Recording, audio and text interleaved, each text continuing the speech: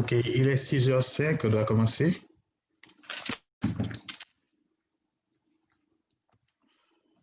On invite nos campés pour que nous chantions ensemble numéro 180. On a demandé au monde qui fait partie de l'équipe de louange pour chanter chanson pour nous, 180. Et après, on a pris son premier, semi t'a fait prier là pour nous, pour que nous soyons capables de commencer l'étude nous pour soir.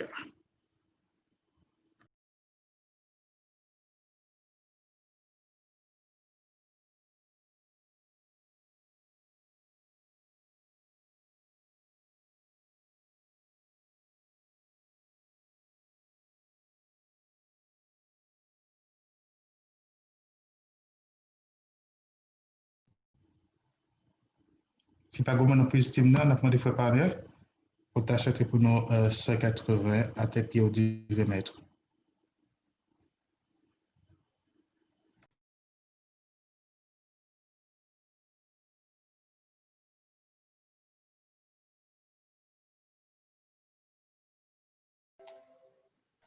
J'amène Banon second, nous pouvons chanter le numéro 180.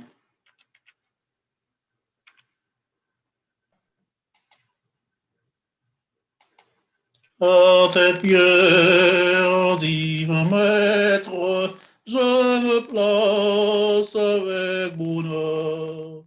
En t'adorant, je veux être ton disciple, mon sauveur. Par léger, sois de t'entendre, par léger, n'est qu'un désir, que ta voix puissante et tendre à mon corps se fasse ouïr. Par léger, sois de t'entendre, par léger, n'est qu'un désir, que ta voix puissante et tendre à mon corps se fasse ouïr.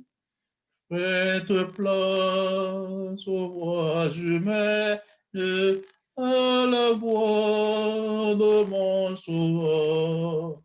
Pensez vain des choses vaines, éloignez ou de mon corps tous les bruits, faites silence, toi mon maître, parle-moi, recueilli en ta présence, mon âme n'entend que toi. Tous les bruits, faites silence, toi mon maître, parle-moi, recueilli en ta présence, mon âme n'entend que toi. Parle-moi, témoin fidèle, découvre-moi le trésor de ta sagesse éternelle. Parle au maître, parle encore, ta parole, c'est la vie, c'est la lumière. La paix à ton école est bénie, je veux rester à jamais. Ta parole, c'est la vie, c'est la lumière, la paix à ton école est bénie. Je veux rester à jamais. Parlez pour que je comprenne ton enseignement divin.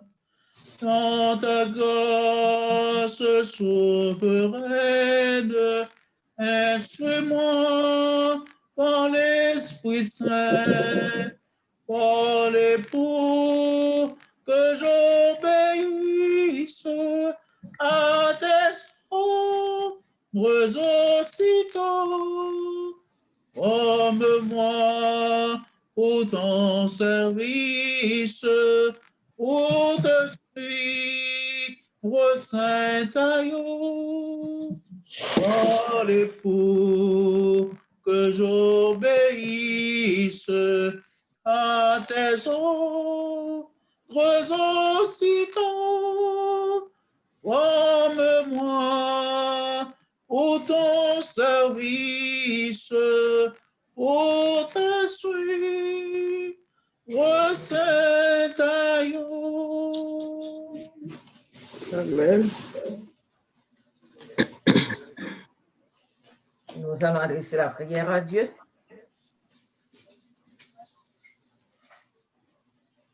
Nous disons Dieu merci de ce que pendant toute journée de sabbat, il était avec nous.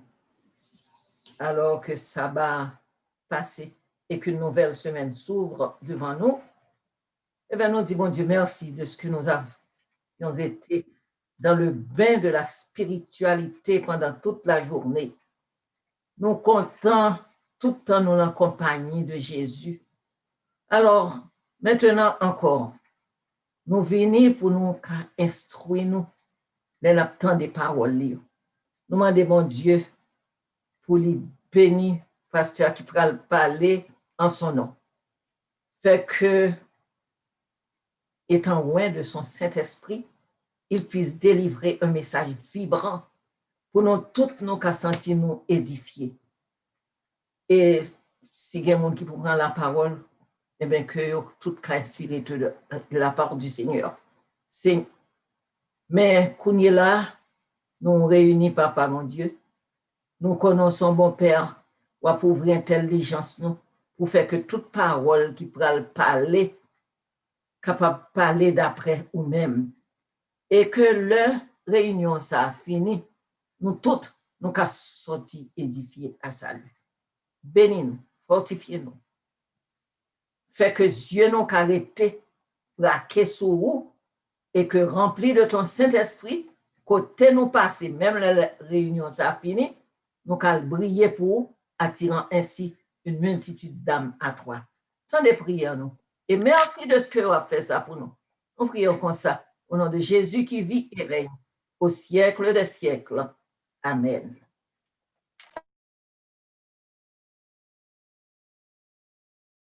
Amen. Encore merci, cher Mirta, et bienvenue encore à tout le monde. Donc, je dis à nous allons discuter un sujet qui est très controversé, qui a rapport à sa fille qu'a fait dans l'Église. Est-ce que la Bible a des interdictions pour ce qui a trait au rôle de la femme dans l'Église? Est-ce qu'il y a des responsabilités que fille pas qu'à assumer? Est-ce que c'est la tradition? Est-ce que c'est l'Église? C'est la Bible elle-même qui impose des interdictions aux femmes? Donc, c'est ça que nous allons faire. Donc, nous gagnons deux intervenants pour ce sujet. Nous gagnons pasteur Michel William qui prêche pour nous matin. Donc, nous connaissons déjà. Et nous gagnons pasteur Ousmane Komet qui est là avec nous. Donc, pasteur William a fait une présentation, c'est lui qui a introduit le sujet. Et pasteur Komet il a intervenu à chaque fois qu'il y a une question, il a apporté lumière et des débats capables et fructueux. Donc, nous avons fait tout ça sous le regard de Dieu, sur le regard puissant du Saint-Esprit. Le grand maître, le grand instructeur, c'est l'Éternel des armées qui a instruit nous. Et qu'on ait quelques questions, on a posé des questions. Et puis, bon Dieu a permis que la lumière jaillit autour de ce sujet. Pasteur William, bienvenue et merci parce que vous répondez à l'invitation pour débattre sujet pour nous à soir. Bonsoir à vous tous, chers amis, frères et sœurs, et bonsoir, pasteur Bonhomme. Et merci encore une fois pour l'invitation qui m'a été adressée de pouvoir être avec les frères et sœurs de l'église de Smyrne, premièrement ce matin pour porter la parole au nom du Seigneur, et encore ce soir pour débattre de ce sujet combien important pour la vie de l'Église et pour la mission du peuple de Dieu, à savoir le rôle des uns et des autres, mais l'accent est surtout mis sur le rôle des femmes et dans la mission de l'Église. C'est comme ça que vous comprenez. Donc, nous allons présenter ce que nous avons compris nous-mêmes et ce que nous avons étudié dans la parole de Dieu. Mais tout ce que nous allons dire ce soir, ce n'est pas des dogmes. Nous ne serons pas dogmatiques pour dire c'est à prendre ou à rejeter. Mais nous allons tout simplement essayer de voir ce que la parole de Dieu, la Bible, nous révèle sur le sujet. Et nous pourrons réaliser que grand pile fois, c'est problème d'interprétation. Et understanding, nous pas même understanding parfois sur certains textes, et ça fait un pile débat. Mais nous faisons partie d'une église, et une église qui est bien organisée, et une église aussi que le Seigneur a grandement béni en lui accordant des hommes et des femmes qui prennent très au sérieux la parole de Dieu. Si l'Église adventiste a une force, vraiment force de l'Église adventiste, c'est que tout ce que l'Église adventiste fait et dit, ils ont essayé de joindre un fondement biblique pour faire et pour dire. Donc, nous parlons de l'Église qui est attachée à la tradition. C'est ça qui fait que nous investissons en pile dans l'éducation de nos pasteurs. Donc, il est reconnu à travers le monde entier que l'Église adventiste, à côté de l'Église catholique, ce sont ces deux églises, normalement, ils ont trouvé qui investissent plus dans la formation leader religieux. Les catholiques pour les prêtres qui passent un pile de temps à étudier. Donc, ça a présenté, même si nous ne sommes pas d'accord avec lui, mais ils étudient et ils connaissent bien, c'est à défendre. Même genre tout, au niveau de l'Église adventiste, personne n'est autorisé à diriger une église sans qu'elle pas passer l'école pour une formation, pour diplômer. Et à l'école, ils ont fait l'étude de la Bible en pile et surtout dans la langue originale pour bien comprendre le texte, pas seulement version qui est disponible, parce que chaque version est produite par des théologiens, en pile fois qui ont leur propre compréhension des choses, donc, et leur compréhension, ils fait passer à travers version. Mais l'Église adventiste fait de ça vraiment un principe pour que ces théologiens soient capables d'aller dans l'original pour voir vraiment qui ça et texte là été dit et qui est intention originale texte là et pour que nous capables vraiment joindre la vérité. Donc, son gros terme lorsque nous dit vérité, parce que vérité c'est pas seulement comme c'est à travers exégèse biblique ou joindre vérité, mais Jésus-Christ dit c'est lui-même qui est vérité. Mais cependant, en allant vraiment en profondeur dans les textes, donc nous arriver et joindre un peu l'essence de la pensée de Dieu, même lorsque cette pensée de Dieu était quand même quelque chose que nous ne pouvons jamais arriver à atteindre jusqu'à ce que nous rencontrions bon Dieu lui-même personnellement. Donc, ce sont ces mots d'introduction et pour me capable d'entrer dans la présentation pour Assoya, nous avons proposé les sujets Assoya, un royaume de sacrificateurs. Un royaume de sacrificateurs. Nous, ma invite non seulement ouvrir la Bible parce que c'est pas prêcher, me prêcher à soi même chaque matin, mais c'est pour de préférence une étude côté ma Bible, sont études que nous allons faire. Nous allons partager en ces deux versets ensemble. Maintenant, quelle est mon thèse? Qui objectif moi à soi? Objectif moi, c'est de vous faire comprendre, frères et sœurs, que nous, en tant que peuple de Dieu, en tant que chrétien, en tant qu'enfant de Dieu, hommes et femmes, l'intention de Dieu pour nous, c'est que nous soyons un royaume de sacrificateurs. Et ça fait ça comme thème. Et c'est ce que nous allons essayer de prouver à travers les différents textes que nous allons lire.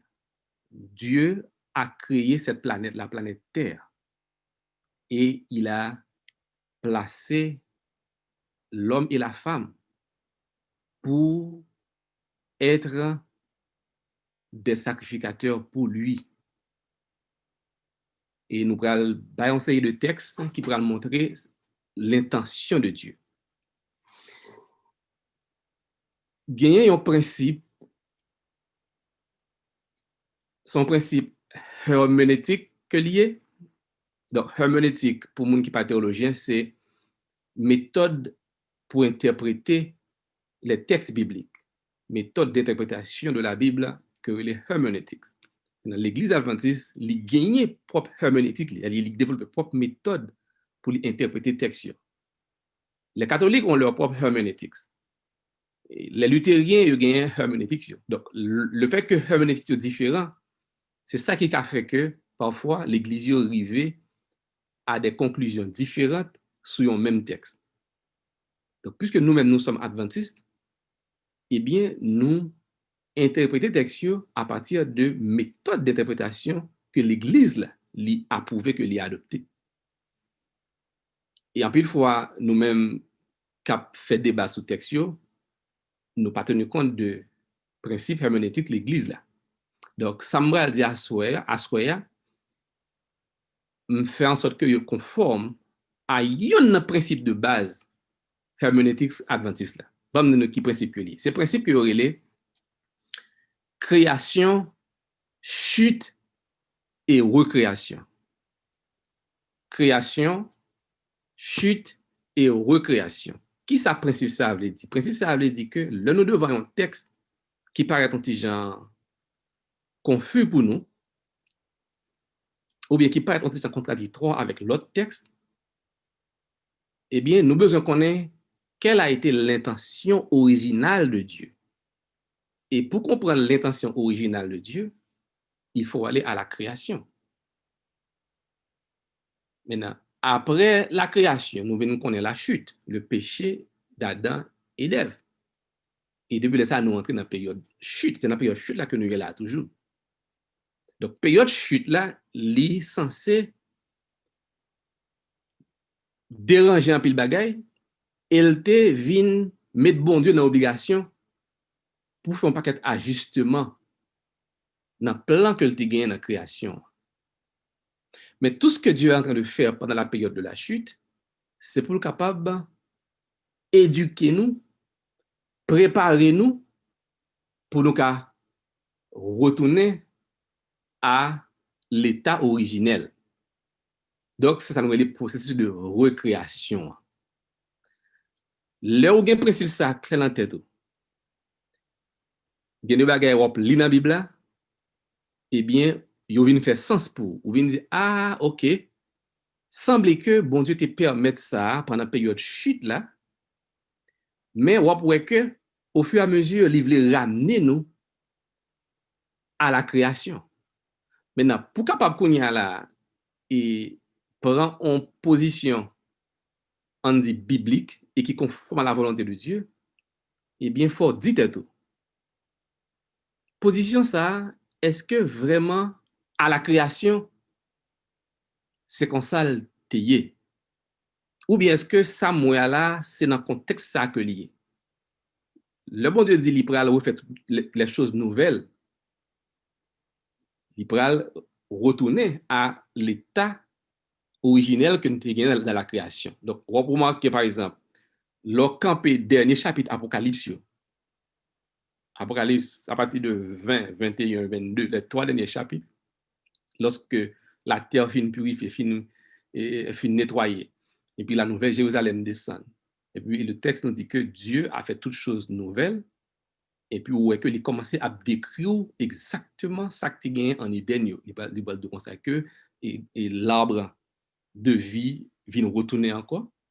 Il vient dire par exemple en nouvelle terre, il vient dire que l'homme éternel pas gagné la mort encore. Donc description qui fait dans le dernier chapitre Apocalypse, il est censé montrer que l'Éden restauré, c'est-à-dire la création maintenant il est retourné dans l'état que l'était après toute cette période de péripéties, de troubles, de calamités.